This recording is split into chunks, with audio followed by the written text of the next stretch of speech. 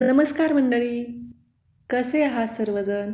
तर आज मी तुमच्यासोबत व्हेज पुलावची रेसिपी शेअर करणार आहे. एकदम झटपट तयार होणारा आणि कोणालाही करता येईल इतक्या सोप्या पद्धतीने, अगदी बिर्याणीसारख्याच चवीचा एकदम मोकळा सुटसुटीत हा व्हेज पुलाव आपण कुकरमध्ये तयार करणार आहोत. तर पुलाव करण्यासाठी तांदूळ कोणता वापरायचा, मोकळा सुटसुटीत भात होण्यासाठी काय करायचं, ह्या सगळ्या गोष्टी मी तुमच्यासोबत शेअर करणार आहे. त्यामुळं व्हिडिओ शेवटपर्यंत नक्की बघा. अगदी कोणालाही करता येईल इतक्या सोप्या पद्धतीनं ही रेसिपी आज मी तुमच्यासोबत शेअर करणार आहे. जर माझ्या रेसिपी आवडत असतील तर लाईक, सबस्क्राईब आणि शेअर करायला अजिबात विसरू नका. चला तर मग पटकन रेसिपीला सुरुवात करूया. तर पुलाव करण्यासाठी शक्यतो तुकडा तांदूळ हा वापरायचा नाही, मग तो कुठल्याही प्रकारचा असो.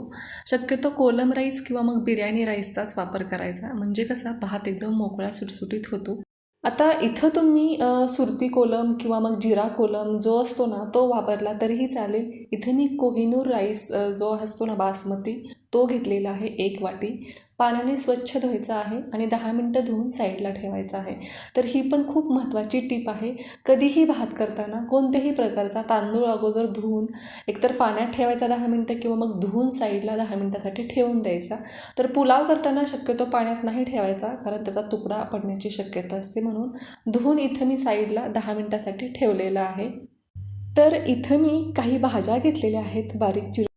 तुम्हाला ज्या आवडतात त्या भाज्या तुम्ही घेऊ शकता किंवा मग सिजनेबल ज्या अवेलेबल असतात ना त्या वापरल्या तरीही चालतील. तर इथं मी अर्धी वाटी एवढा मटार घेतलेला आहे आणि त्याच क्वांटिटीमध्ये फ्लावर घेतलेला आहे. एक बारीक चिरलेला कांदा घेतलेला आहे आणि एक बटाटा, अर्धा टोमॅटो घेतलेला आहे आणि अर्ध गाजर, 3 ते 4 हिरव्या मिरच्या घेतलेल्या आहेत. थोड्याशा मोठ्या साईजमध्ये कट केलेल्या आहेत, म्हणजे त्या खाताना सहजासहजी काढता येतील. आणि इथं काही मसाले घेतलेले आहेत ते आपण पाहूयात. तर 1 चमचा एवढे जिरे घेतलेले आहेत, 3 ते 4 लवंगा घेतलेले आहेत, 1 इंच एवढा दालचिनीचा तुकडा घेतलेला आहे, 5 ते 6 मिरे घेतलेले आहेत, अर्धी काळी विलायची जी असते तीच घेतलेली आहे, मी अर्धी एवढीच घेतलेली आहे आणि 1 हिरवी विलायची घेतलेली आहे, 2 तमालपत्र घेतलेले आहेत आणि जावित्री घेतलेली आहे. माझ्याकडे जे मसाले अवेलेबल होते ते इथं मी घेतलेले आहे. तर या मसाल्यांऐवजी बिर्याणी मसाला जो भेटतो ना पॅकेटमध्ये, तो जरी वापरला ना तरीही चालेल. तर हा पुलाव मी कुकरमध्ये करणार असल्यामुळं कुकर घेतलेला आहे. तुम्ही पॅनमध्ये पण बनवू शकता, तेवढाच छान होतो आणि तेवढाच पटकन होतो, अजिबात वेळ लागत नाही. 1 मोठा चमचा एवढा तेल घातलेला आहे. तेल गरम झालं की सगळ्यात अगोदर जिरे घालायचे. जिरे तडतडून झालं की इथं मी बाकीचे जे सगळे खडे मसाले घेतले होते ना ते घातलेले आहेत. चांगले मसाले 2 ते 3 मिनटं फ्राय करायचे आहेत. नंतर हिरवी मिरची टाकायची आहे. हिरवी मिरची फ्राय करून झाली की कांदा घालून घ्यायचा आहे. कांदा चांगला 3 ते 4 मिनटं फ्राय करून घ्यायचा आहे.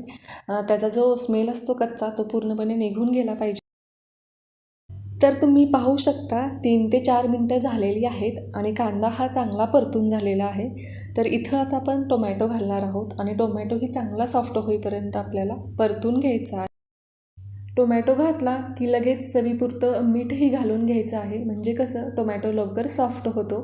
इथं मी टोमॅटोचं प्रमाण मुद्दामून कमीच ठेवलेलं आहे.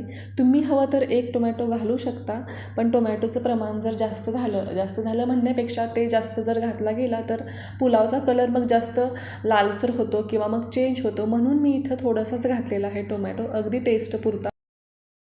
एखादा पदार्थ आपण जर रेस्टॉरंट स्टाईल किंवा मग हॉटेल स्टाईल बनवायचा ठरवला तर तो खरंच त्याच्यासारखा बनतो का? म्हणून ह्या छोट्या छोट्या टिप्स पण कधी कधी खूप महत्त्वाच्या असतात. अगदी लालसर कलर येऊ नये किंवा मग त्याचा कलर चेंज होऊ नये म्हणून मग टोमॅटोचं प्रमाण कमी घातलेलं आहे. त्याऐवजी मी इथे थोडंसं दही घालणार आहे. म्हणजे काय होतं, पुलावला कलर देखील खूप छान येतो आणि टेस्ट अगदी बिर्याणीसारखीच लागते. तर इथं 3 ते 4 मिनटानंतर टोमॅटो चांगला सॉफ्ट झाला की सगळ्या भाज्या घालून घेतलेल्या आहेत आणि ह्या भाज्या आपल्याला आता चांगल्या अशा परतून घ्यायच्या आहेत. तर इथं आपण आता काही मसाले ॲड करणार आहोत. तर इथं मी अर्धा चमचा एवढी हळद घातलेली आहे. टोमॅटो परतताना आपण थोडंसं मीठ टाकलेलं होतं, त्यामुळे चवीपुरतंच मीठ टाका. 1 चमचा एवढी धना पावडर टाकलेली आहे. अगदी थोडीशी म्हणजे 1/4 टीस्पून एवढी लाल मिर्च पावडर टाकलेली आहे आणि ती मी कलरसाठी टाकलेली आहे. पुलावला कलर हा छान येतो म्हणून. आणि अर्धा चमचा एवढा गरम मसाला टाकलेला आहे. तर याच्या अगोदर मी सांगितलं होतं की बिर्याणी मसाला जरी टाकला ना असं फ्राय करताना तरीही चालेल. पहिले खडे मसाले वापरायची अजिबात गरज नाही किंवा मग आता गरम मसाला टाकायचीही गरज नाही. ते चांगलं असं आपल्याला मिक्स करून घ्यायचं आहे. तर ह्या सगळ्या भाज्या छान अशा मिक्स करून झाल्या की याच्यामध्ये 1 चमचा एवढी मी आलं लसूण पेस्ट टाकलेली आहे आणि साधारण 1.5 चमचा एवढं दही टाकलेलं आहे. ती जास्त आंबट नाही घ्यायचं आहे. हे सगळं छान असं मिक्स करायचं.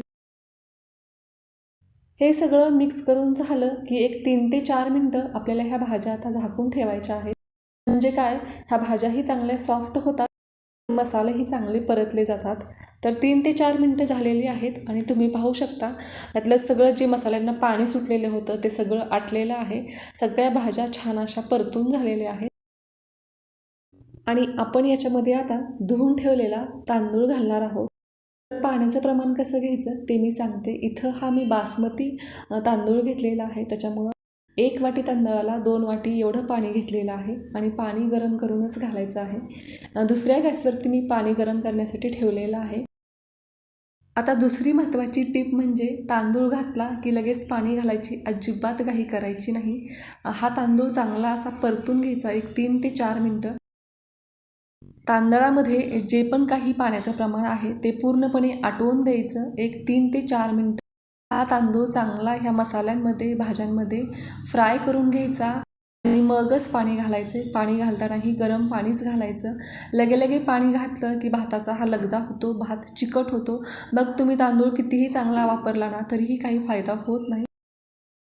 3 ते 4 मिनटं झालेली आहेत आणि तुम्ही पाहू शकता हा तांदूळ छान असा परतून झालेला आहे. याच्यामध्ये पाण्याचा अंश अजिबात राहिलेला नाही. इथपर्यंत हा तांदूळ आपल्याला परतायचा आहे आणि कलरही खूप सुंदर असा आलेला आहे.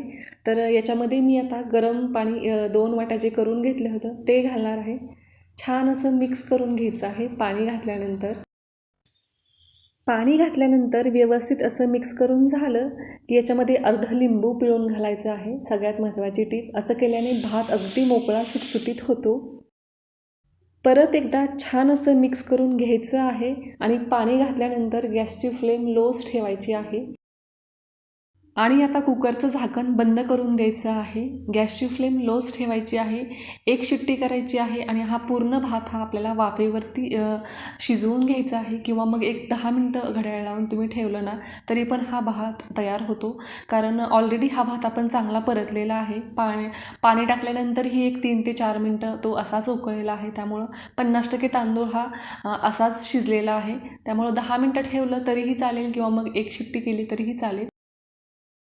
कुकर पूर्णपणे थंड होऊ द्यायचा आहे. लगेच उघडायची घाई अजिबात नाही करायची आणि थंड झाल्यानंतर तुम्ही पाहू शकता अगदी मोकळा सुटसुटीत असा आपला हा व्हेज पुलाव तयार झालेला आहे. झटपट होणारी रेसिपी आहे. नक्की ट्राय करा आणि रेसिपी आवडली असेल तर परत एकदा लाईक, सबस्क्राईब आणि शेअर करायला अजिबात विसरू नका.